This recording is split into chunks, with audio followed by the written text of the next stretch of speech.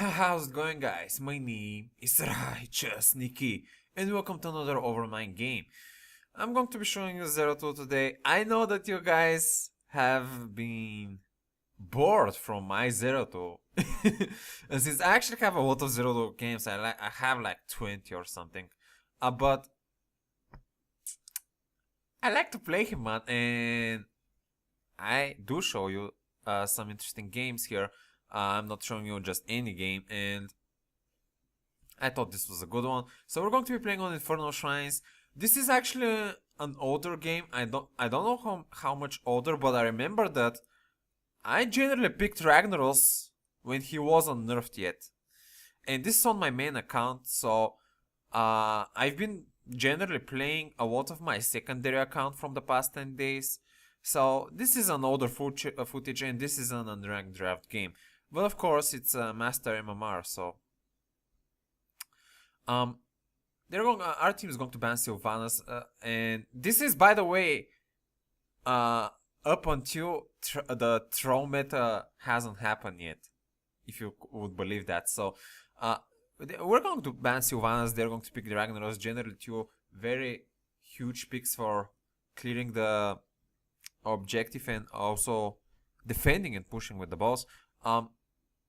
We're going to get Gul'dan. Gul'dan is a very solid clearer for the minions, and as well his ulti is a very nice tool to disengage, engage, HC. They're going to get Kyotas. Kyotas is a pretty solid clearer for the objective as well. Zarya is also a pretty solid clearer. Generally, from recent matches, I figured out that Kyotas is actually pretty strong versus two tank compositions, because you can stun and kill the tanks pretty easily and throw them some spells there. So Kyotas is pretty nice versus a double tank composition. I'm repeating myself. We're going to get Diabo. Diabo is awesome. Awesome wave clear. And I actually really like Diabo on this map particularly because there's a lot of angles and walls that you can stun your opponents in. So that makes it a lot easier for that thingy. And as well, Apocalypse is very, very strong for this one as well, for this particular map. Rhaegar we're going to get, though we don't have any targets for the Bloodlust, so probably not the best choice for support, but taking the Rhaegar out of them is also a nice thing to have. I'm going to ban Malfurion, they're going to ban Uriel, because we have a Rhaegar, so they're forced to pick actually some not very played support. Like the other played support besides those three is going to be Brightwing.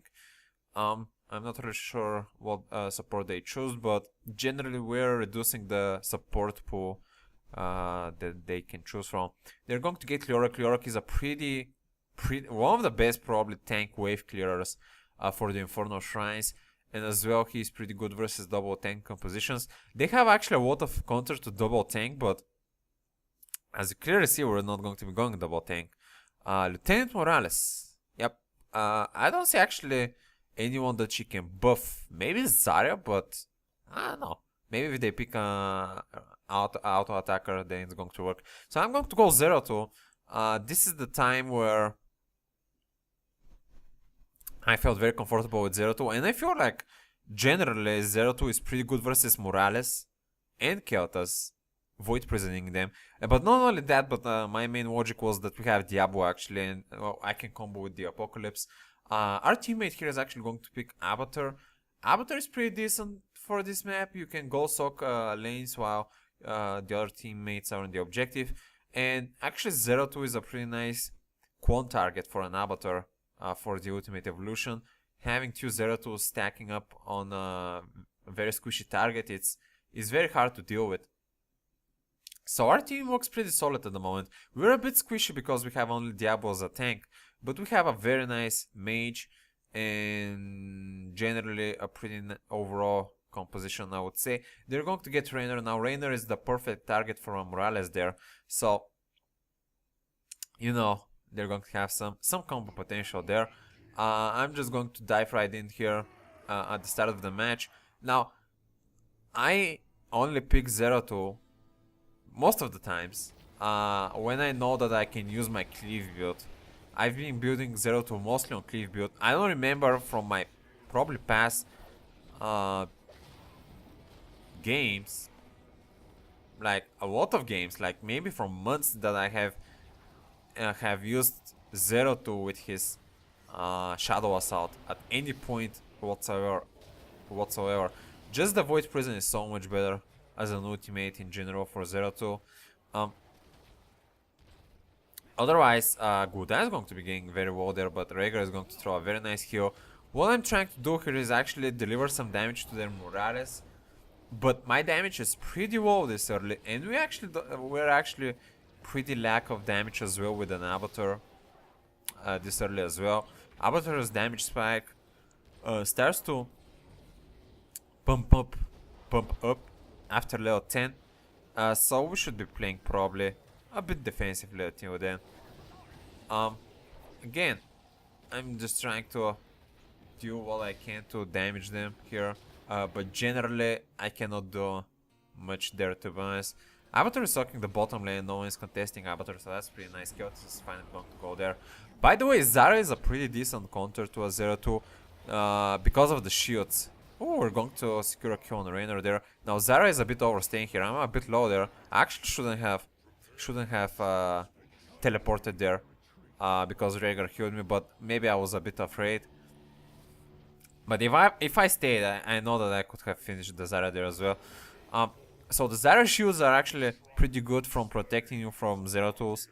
Of course, if she can react fast enough, because as a Zeratul, you put your damage quite fast from the from invisibility, so it might take for the Zarya a bit time to react. But in general, the strongest use for the Zarya shield is if you land your W. Generally, Zarya always shoots the target of your W. If that's either her or someone else, she can block that pretty easily. Oh, Diablo just died there almost instantly. Gul'dan is pretty well. And generally, we're going to be having a pretty bad time here, to be honest. With an Avatar, I really don't feel any confident to be contesting here. I'm going to get flamed up, but a nice Rhaegar heal there. Leoric is going to throw the hand, but I'm going to survive till now.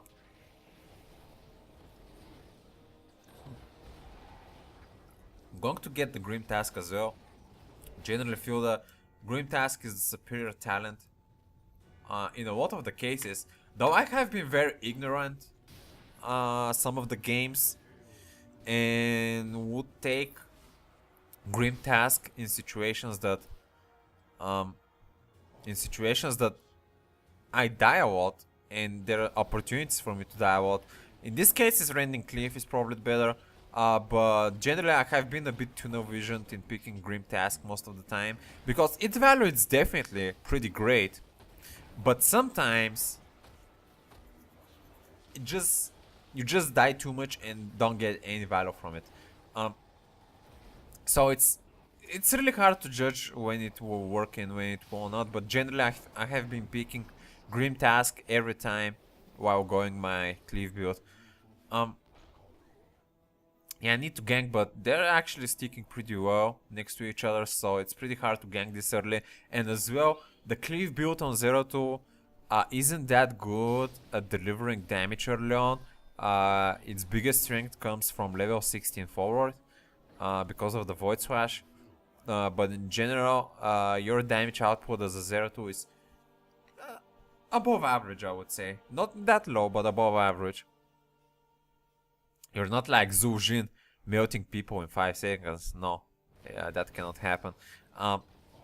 They're actually taking this camp. I'm going to stay here, block it out as much as I can, but Diablo chicken out there. That's an acceptable behavior because we're actually one level behind. But I felt Raynor was Raynor was on the top. I felt like we might have done, we might have been able to do something there. Sometimes you have to do a ballsy move if you see an opportunity. That's a very big mindset that I figured out from the previous game with Arthas that I showed you with the pro players. That if you see an opportunity, you just try to grab it, and if things go wrong, then you try to escape. But yeah, I'm going to land a very nice W on Raynor there. He's getting pretty well. I'm getting pretty damaged there, but I'm going to jump out. Rhaegar is going to die. We're going to get finished on Rainer with the Gul'dan, but Gul'dan now is in a very bad spot. Yeah, I'm going to try to bring some poke for the Gul'dan, so they can change a bit of their attention to me. But yeah, my question. Maybe it's because I'm not sleeping that much. I'm generally sleeping on alarm because I'm going to bed pretty late at night, like 4 o'clock, and generally I know that when I go in 4 o'clock in the morning, I'm going to oversleep like 12 hours. So what I do is I set up my alarm to bring me up at 12 in the afternoon. So in this way, not only that I sleep less, I force myself to sleep less, but generally try to make myself not stay that long as 4 o'clock because generally it's a bit much. Like 2 o'clock is pretty decent, but 4 maybe it's a bit much. But I'm generally really want to do a lot of stuff until then. Maybe catch up on some other YouTubers that I watch and stuff. But we're going to grab a very nice kill on the Morales there. We're 1 level behind, but they're going to start using their roots now, which is not good for us. Leoric coming from the March of the King there. I don't know it's actually how it's called exactly, but it's going to do a lot of damage now. Trying to do some damage on the Zarya, but generally, them with their roots are doing a lot of stuff. Diablo with the symbiote is not going to be enough as well. Oh, I got poked by Morales there. Now I'm in a very bad spot there. I'm going to try to teleport. Avatar is going with the symbiote on me. I'm just walking softly there and exiting the territory. I'm going to try to soak a bit so we can get that level 10. Void Prison up. Actually just noticed I have 3 stacks of Grim Task, which is pretty nice. Pretty nice. I've been able to survive to accumulate some stacks, but generally it's very hard for us to get any kills, especially with Morales on the team. We need to get a hard engage on that Morales. Oh, that was maybe not the best there from me to poke. I might have gotten stunned there by the Punisher. Oh, Diablo going with the ulti. Going to land my thingy there on Morales. I'm actually going to Void Prison as well. Zarya seems in a bad spot there. Maybe Diablo throwed her inside, so we managed to grab a kill there. Now Rainer with the Adrenaline Rush though, doing tons of damage there. Yeah, everyone is going pretty well. Getting stunned. Diablo managed to escape there, so that's pretty nice. But generally, I'm taking a lot of damage, and I really want to be saving my stacks. Ouch. Yeah, I feel very threatened here, so I'm probably not going to be doing anything else.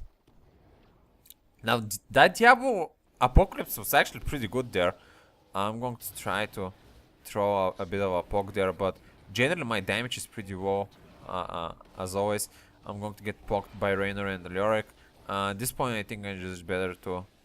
I mean, I'm staying close to my team. If they manage to pick up something like a Leoric there, I'm going to throw a bit more poke. Uh-oh, the flames though. The connection of the flames. I think Kyoto sent that. And I just lost all my stacks, so that's pretty unfortunate. And even fucked up Diablo there. Well, the ending of my wormhole was exactly where we were. So that kinda sucked. But yeah. We're still behind on levels here, so that's pretty unfortunate. Generally, we're losing clearly here. We lost 2 of our beginning? No, main? No, they're not main. Outer forts, we have lost them. And we haven't managed to kill any of their forts, so it's going pretty bad for now. We haven't managed to secure any Punishers as well. Generally, we're trying to soak here and catch up on levels. With an Avatar, that should be very easily possible. I'm as well trying to stop those mercs that they have been clearing out as well. Another shrine is coming up though. We're gonna get too much episode, so you need to ancestral heal before team fight starts. Oh, it seems I actually didn't notice it because I was talking maybe a bit too much, but it seems that there was a fail Rhaegar ulti there. It's pretty unfortunate, but oh well. So I have my Void Prison up.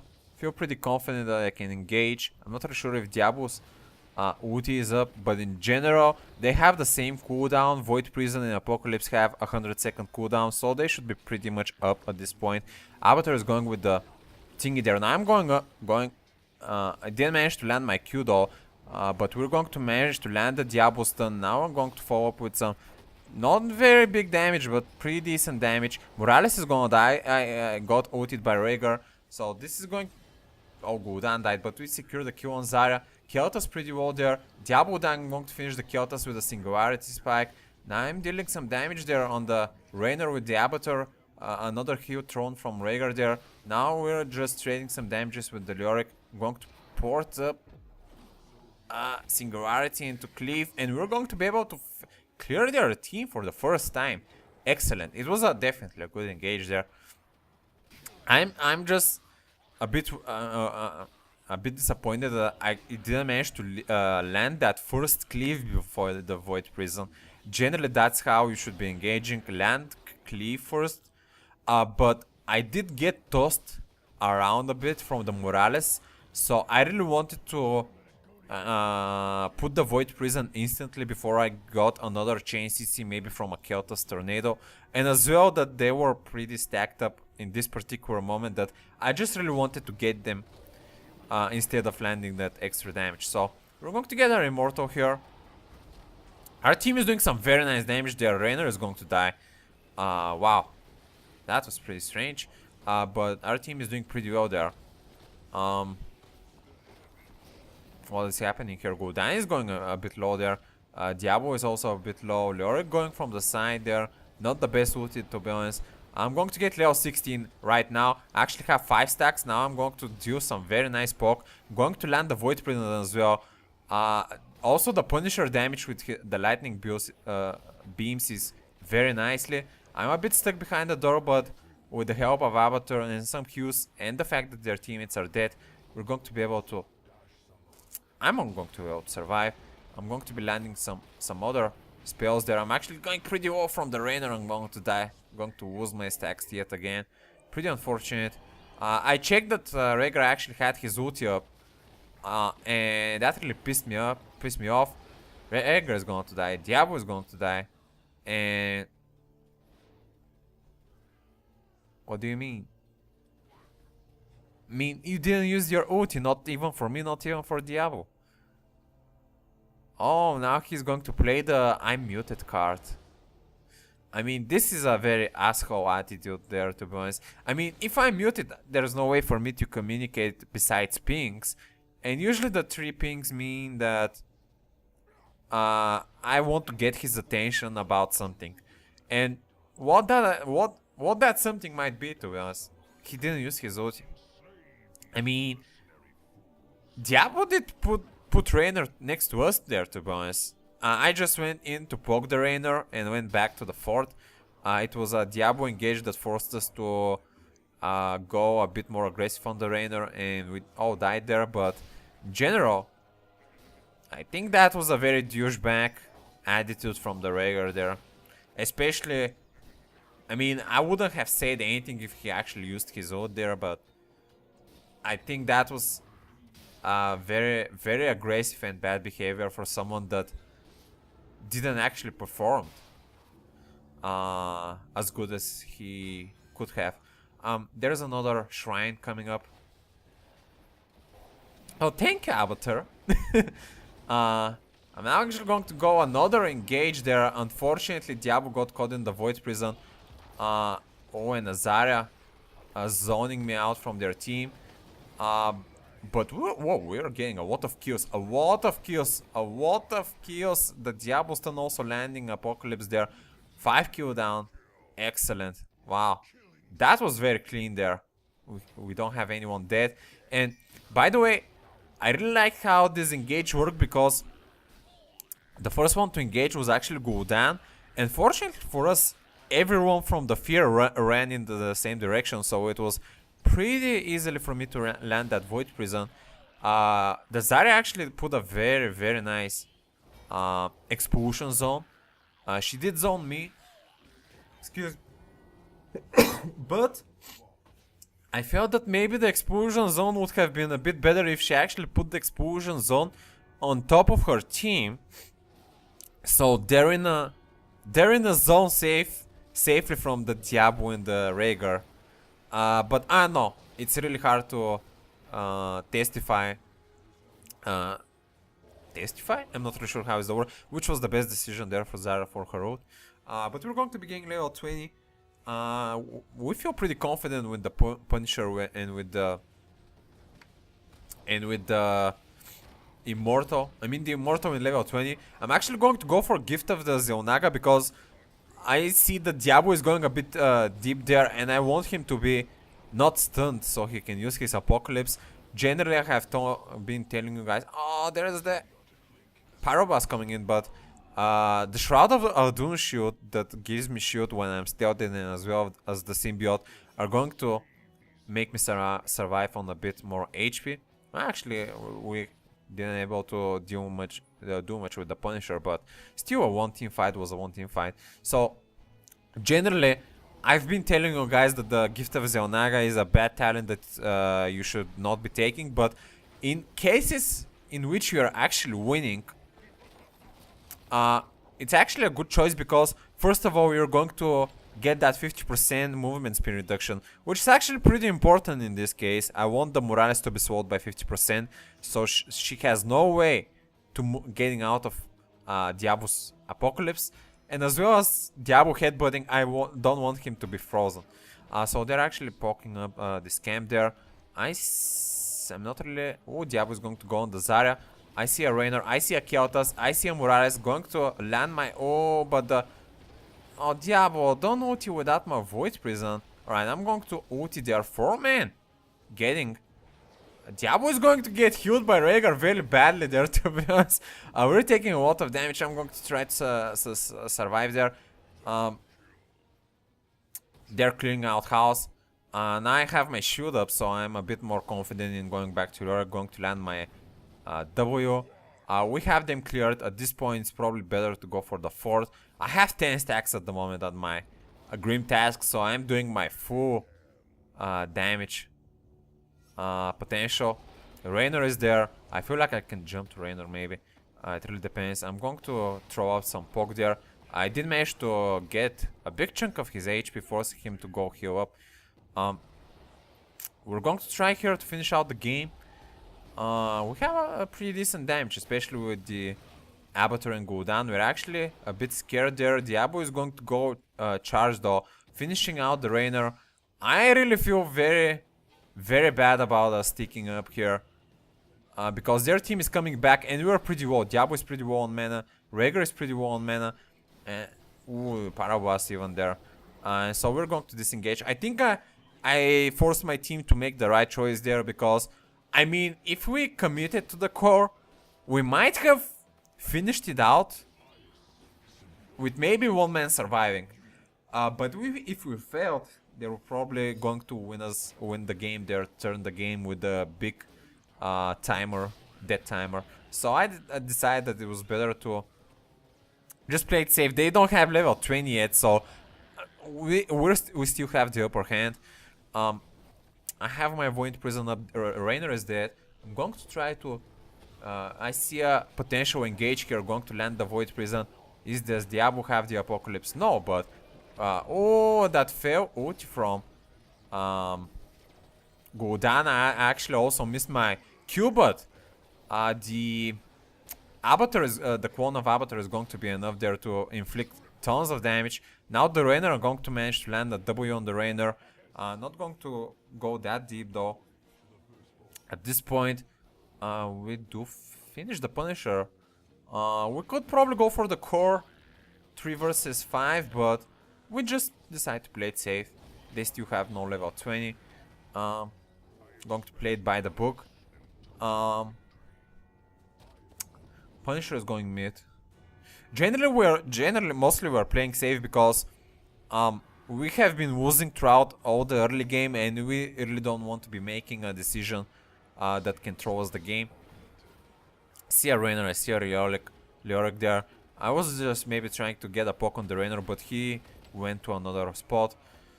Leoric now getting beaten up. Now, a nice engage from Diablo there. Rainer is just going to get annihilated. They are again one man down. Punisher is doing a lot of free damage to the other core, the other fort. Leoric now, he's popping up his defensive shield, which is blocking a big amount of damage. But the Gul'dan ulti going down. I think that Gul'dan ulti maybe wasn't needed. I'm going to actually turn away my focus from the fort and go to the core, because not only I was actually getting swallowed, but generally we can just finish the game at this point.